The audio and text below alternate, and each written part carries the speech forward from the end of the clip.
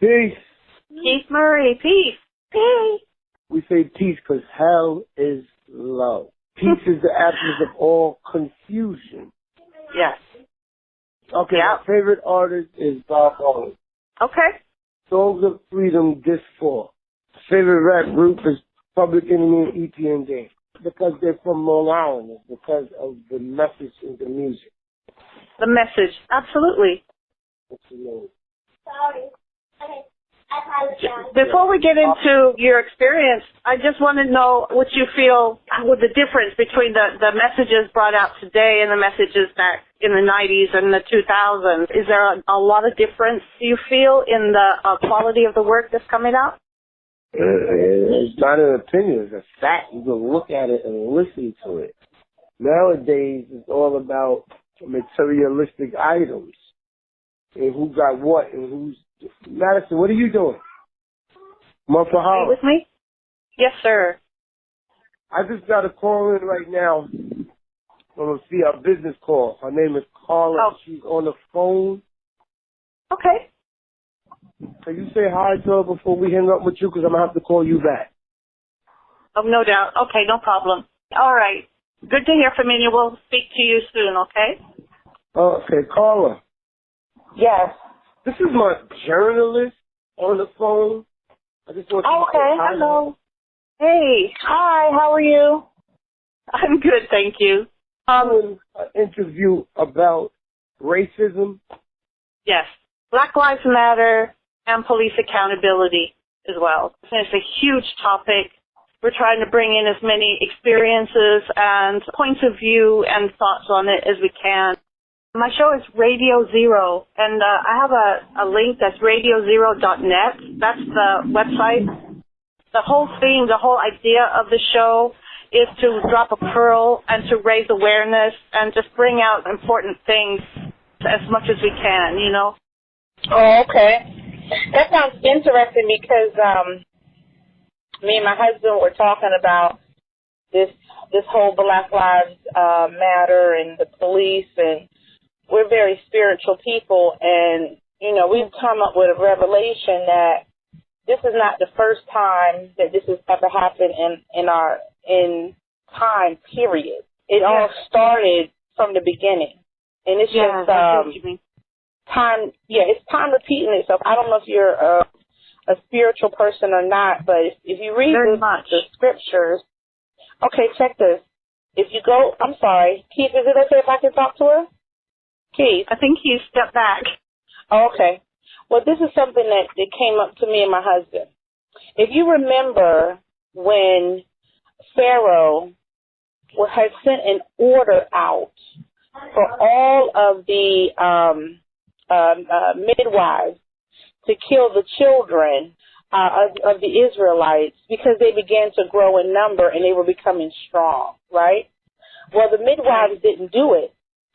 They didn't do it in a manner that he wanted. So what he did was he sent the officials to go and murder the firstborn son. And the Israelites represent the blacks of today. Actually, the Israelites were black. And there has been an order sent by Pharaoh. Excuse me. Yes. Israelites are black, not were black. Yes. I'm sorry, they are black. I'm sorry.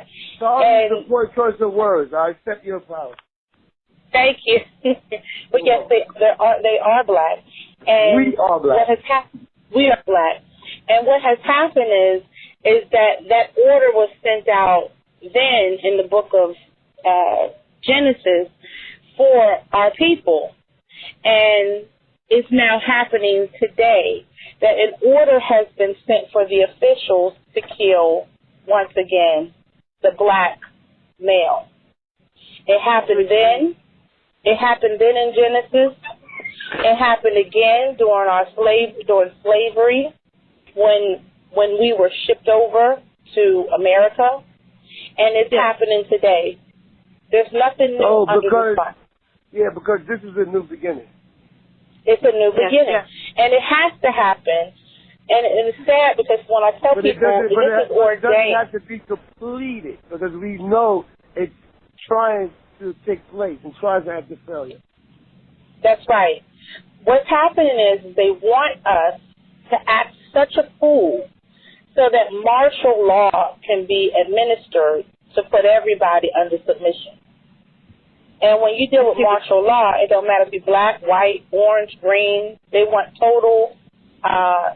totally be in control over everybody.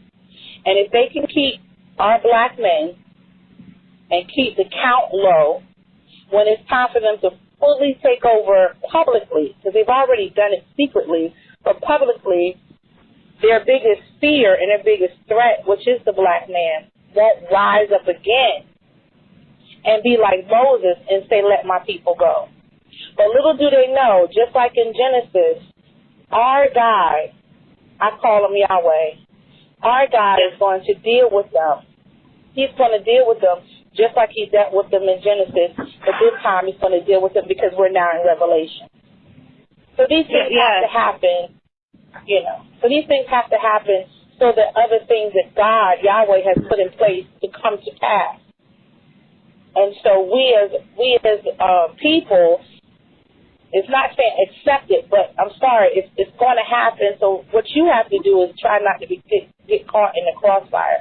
And you can do all the marches all you want, you can do all of this all you want, but he says, if my people who are called by my name will humble themselves, seek my face, turn from your wicked ways, then will I hear from heaven, and I will heal your land.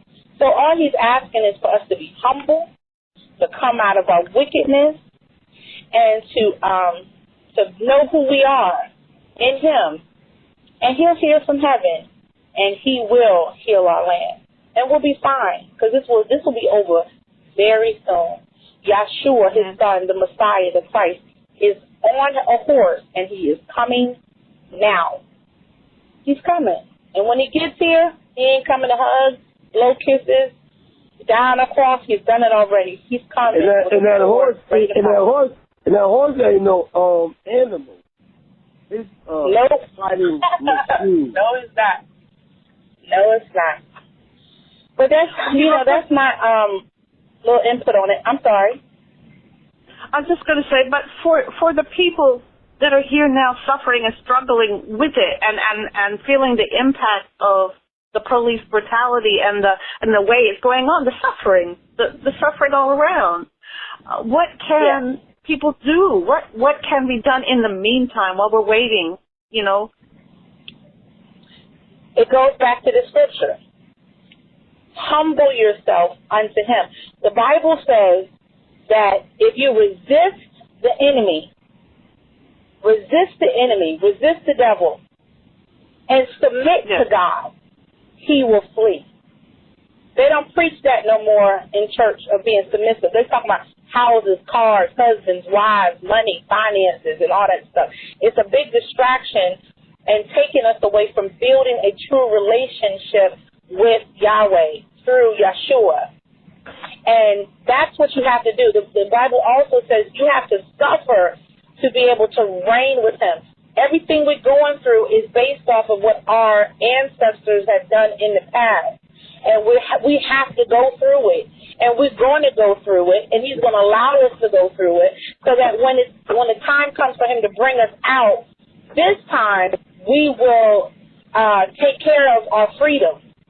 We will not so much enjoy our freedom, but we won't say, okay, you know how your mom keep giving you something, you ain't worked for it, so then you take advantage of it? This time we're not going to be able to take advantage of it or look at it lightly because we struggled. And when you get some freedom, you ain't going to let it go. I was in an abusive relationship when I was married to my first husband. I got a good husband now. You think I'm going to let him go? Because I appreciate how this one treats me based off of what I went through. So the things I did before in that abusive relationship, which at the time I felt justified, but truly I wasn't. For every blow he had for me, I had a blow for him. That wasn't right. That was not right. And so now, you understand what I'm saying? So now when I have a husband that says, well, babe, you did this wrong, but he doesn't hit me, he just says you did this wrong, let me show you, I appreciate how he does it. I don't get offended. because I remember how hard it was the first time I was married. Yes. But now I don't have a snap back, you know, I ain't got to be snappy and disrespectful or feel like I got a, you know, all independent woman. Nah, baby, thank you for showing me something I didn't know. I appreciate it, and that's how it is now. So while we're going through what we're going through, I appreciate freedom. I appreciate, you know, living well. I'm not going to squander it, you know. Just like when the Most High released the children of Israel and they left, they had to wander for 40 years. You think you just got free. You just went through the Red Sea, and you free, and the first thing you do is set up idols because Moses is up in the mountains for 40 days, and you're gonna set up a golden calf and start doing what you did when you was in bondage. Oh heck yeah, you're gonna wander for 40 years. You're gonna suffer. You're gonna die out. And your children are going to see what I plan for you and what I have set for you, because you're still hard-headed even in your freedom. You still want to do what you want to do. You still don't want to listen. That's why we suffer, and that's why young black men are not getting what they need to get, because they're still freaking hard-headed. And it's their children that's going to get blessed. Their children are the ones that are going to see the promised land. But then when you get to the promised land, then you want to complain because there's some giants in the promised land. Well, guess what? Everything that you get, you got to work hard for it. You're going to have to fight when you get it, but I promise you, you're going to win. He already told them, when you get there, it's for you. Oh, but there's giants. We can't make it. Okay, guess what? You 12 spies, and only 2 of you said you can make it. You 10 die because you're not going. But the other 2, Caleb and Joshua, you're the only 2 that's going to make it out of the whole generation that's going to see the promised land. Not even Moses saw the promised land. He was the one that got him out of there. Yes, that's right. And you think that God is playing? And everybody running, Black Lives Matter, Black Lives Matter, police brutality. I say shut up, read your scriptures, get humble, and pray. Go to work instead of sitting out there smoking drugs and being in places where they can mess with you. Well, he was an innocent bystander. Okay, fine. Some of us are going to get caught up in, you know, some of us are going to get caught up in it. But majority of us shouldn't have to. But you out there not doing what you're supposed to do, you're going to get caught. And they're going to feel justified, you know. But it is what it is. But nobody want to know it. They just all want to be mad. They all want to be upset. They all want to, you know, find a reason to get buck wild. And that's what they want, because let's tell you a secret, sis. The secret to all of this is for total domination. Let these black people get buck wild and give us a reason to put them back in slavery through government. That's the only. No matter that, let me get the Mexicans. Let me get the Spanish. Let me get this. Let me get these group of white folk over here. All of y'all. So it's more than Black Lives Matter. All lives matter, because we all sisters and brothers, and we all going to be affected if we don't get it together. That's so true. On the All Lives Matter, that goes without saying. The reason Black Lives Matter is at the forefront at the moment is because this group of people seems to be the ones that are being targeted the most. And there's got to be a way to get through to the police. I mean, I don't even know, that is such a big issue right there, is connecting like what Snoop Dogg and The Game did. When they went to the police department, they did the protest, and they actually had the meet and greet. And to me, that was a very strong statement, too. And it went very successfully, for what I understand. That's smoke and mirrors. Who cares what Snoop Dogg is doing and what The Game is doing? And in the same breath, you're rapping and singing about booties and drugs and this and that. There's nothing you can say for me on my behalf. When you're putting music out that would cause that black boy or that young white boy to think they have to have certain things to have what you have. You're an oxymoron in my eyesight. You're a hypocrite. You can't, you go into a little, having a little sit down. What is that going to do? That's not going to do anything for the moment. But then you're going to go back into the studio and sing and rap these lyrics that degrade our women. I'm not trying to hear that. Change your life Totally. The Bible says you can be lukewarm, he'll spew you out. So you're either going to do it right in one essence, do it right all the way through. I'm not trying to hear you. You just as bad. You just as bad as the issue. That's like having. How about this? It's like having a little bit of AIDS. Yeah, it's like having a little bit of. You know what I'm saying? Oh, I just got AIDS a little bit. I do. No, you got AIDS, baby. You know what I'm saying? Yeah, I do. You know. No, I don't. Yeah, it's good to hear your point of view because I've had a different point of view from all directions, I'm telling you. And this is a very strong way to look at it, too. So thank you so much.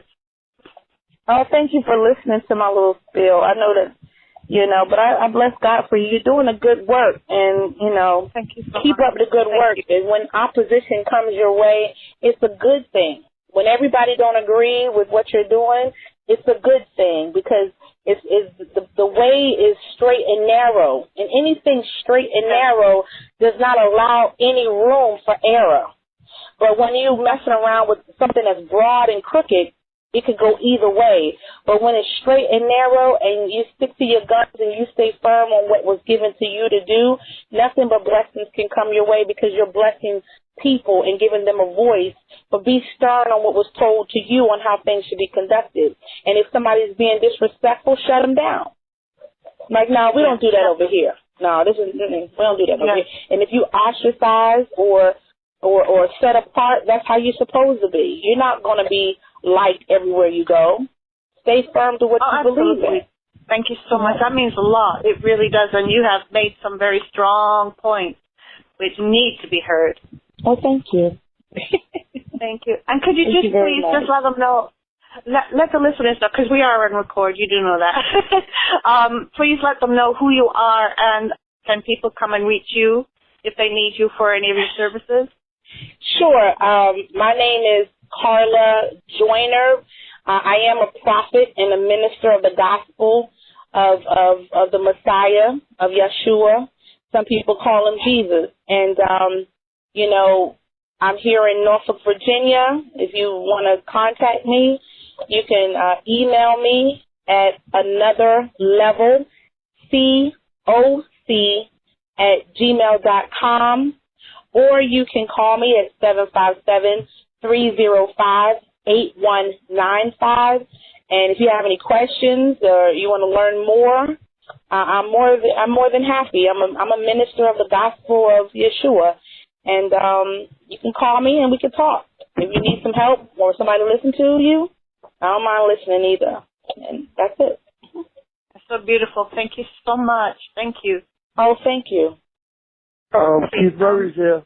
Yes, Keith. So what is your take on this? And I understand you had some experience recently with racism. What happened? Well, I went to the Snoop Dogg Wiz Khalifa concert. I took my family, my wife, my 2 daughters, and my niece. My brother Pat took us there. He used his credit card, bought 4 tickets. I had a pass. I went in, I sat them down.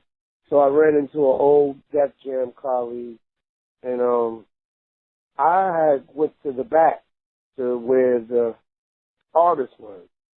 And so I had my flash drive, and, I'm a friend of Snoop Dogg and them, and I was in Long Island, my home. So normally, if I'm prepared, like, Rakim brought me out at the Apollo. DMX brought me out at, Rakim brought me out at BB King's, DMX brought me out at the Apollo. I know Jones Beach and Long Island is a different environment, a different setting. So I went through security, they let me through and go to the back. So all of a sudden I get near the stage, the little white girl who was in charge of the security goes, "Oh, he's trying to run out and run on stage. Grab him and get him and put him out."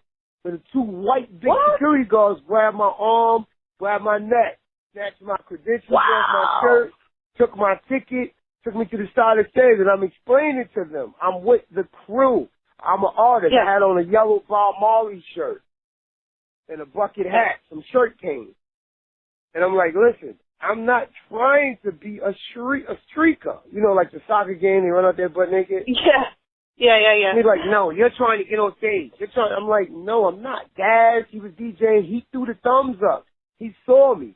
Then he went back to DJing. He ain't like tell him to stop or nothing. He saw him grab me. Yes. I'm not mad at him or nothing like that, but they apprehended me, took me to the curb outside. First they tried to take me to the back. Wow. I was like, I'm not going in there. Yeah.